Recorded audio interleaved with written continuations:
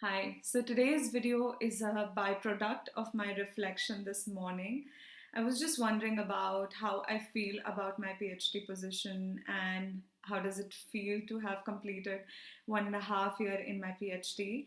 And that made me realize that I am actually feeling happy with concerning my particular position.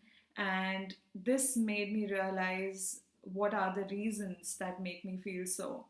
So obviously, one of the reason is that it is going well so far. I'm learning quite a bit. But one of the very most important aspects in this is that the team is really nice. I appreciate each and every colleague. In fact, the days when I don't feel motivated, I feel motivated after I see them and after I just go to my work. So I told you before about my ice breaking activity and an ice breaking step, and that is one of it because the moment I'm at my workplace I just feel the to be in the workflow and want to work. So in this, the major role has been played by my PhD advisor, and over the 1.5 years I've come to realize a lot of different things, and today's video is dedicated to um, the tips that you could potentially also apply with your PhD advisor to enhance your connection with your PhD advisor.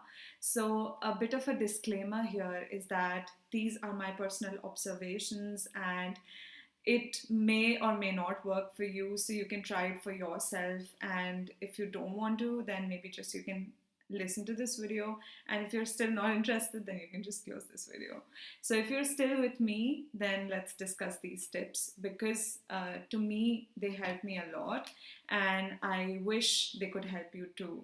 So stick along and I hope you will learn something from this video, and eventually we can also discuss something in the comment section below.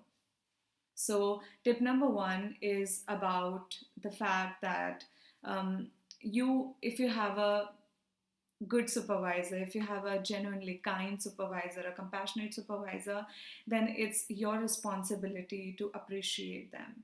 And many a times this happens that the things that we have, we take them for granted, and this applies here also. So if you have a kind supervisor, just make sure that you appreciate them. Sometimes you can directly compliment by saying thank you, I really appreciate it.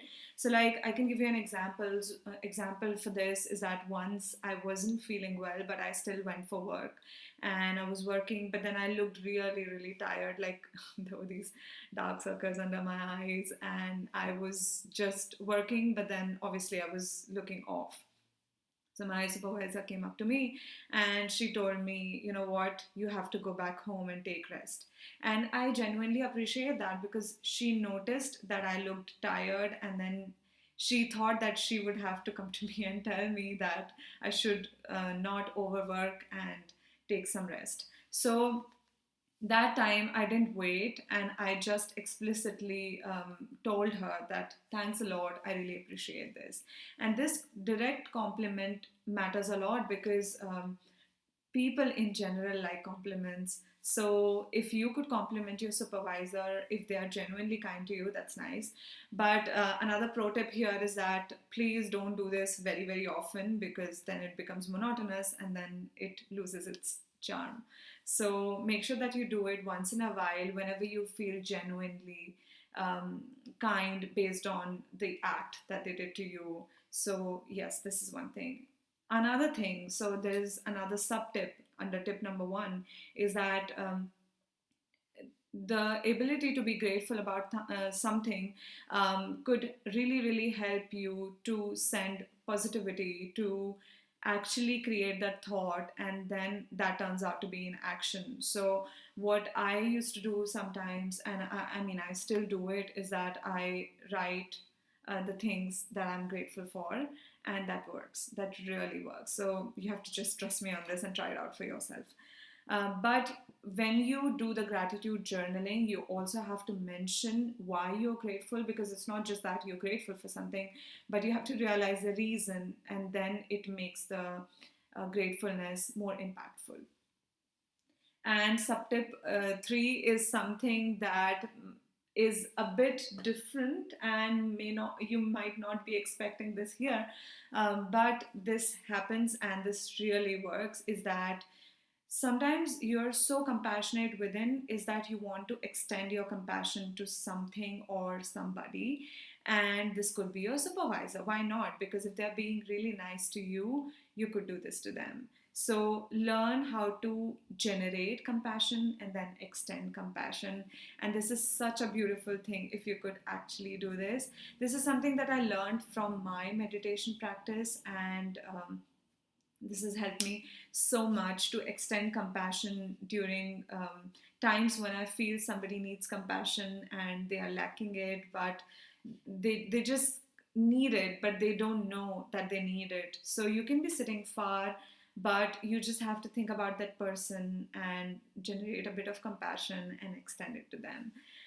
It might sound a bit weird to you if you're not into these things, but try it out if you want to. And if you want to know more about it, I can help you out. All right. So, tip number two, this is something that has helped me a lot, is that you need to understand their working pattern and they need to understand your working pattern. And this has something to do with self awareness, because only when you know how you work, or this boils down to stuff like, do you like to work in the morning or do you like to work in the evening? So, are you a morning person or a night owl? Other thing that you have to keep in mind is that, do you like macro management or do you like micromanagement? And then you have to discuss this openly with your supervisor to see also what their work pattern is. So in the beginning of my PhD, I didn't know this, but my supervisor wanted to understand my work pattern, and she was in fact observing me without telling me. And after 3 months she told me that she was observing my work pattern. So I think it's nice to know, and in a way this is a responsibility of your supervisor, but somehow if you can also pitch in a little bit, then it makes the workflow go better. So in order to make it more simple for you, I can just suggest you to maybe ask them in the beginning, what do they expect from you? And the next thing is that you can also tell them, what do you expect from this PhD? And this is something that I really like, is because PhD is a long term commitment. And if you don't make these short term goals, then you will have a lot of stuff to do towards the end.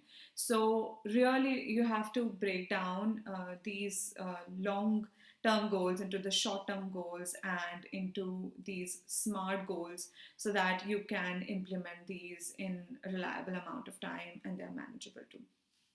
So make sure that you ask these two questions in at least 3 months' time, because as the time goes on, we change, our priorities change, and then it's good to know what they still expect from us and what do we still need to learn. It's really important to have an open communication with your supervisor, because you don't know what is going on in their minds and they don't know what's going on in your mind. So I really believe that you have to go to them and talk to them openly about it. But also make sure that you know the personality type of your supervisor. Sometimes they might not want to know too much about you, but sometimes they might have a personality where they want to know quite a bit about you. So, but it's your decision. Just decide for yourself. And tip number three, which is really important, is ask for feedback. So this is something that I realized just last week. Is I started learning something new in the last couple of days, and in my mind, my progress was. The idea of my progress was so slow. And when my supervisor asked me that how was I feeling about it, I told her that I'm not happy, I'm disappointed with the way I'm working, and I feel so bad. So it was like the whole aspect of self sabotaging that was happening. It happens at times when you learn something new and you don't actually sort of see the progress. So then I asked her this question, that what is your perception of my progress regarding so and so? And then she told me that she's happy. In fact, I am working much faster or learning much faster than normal.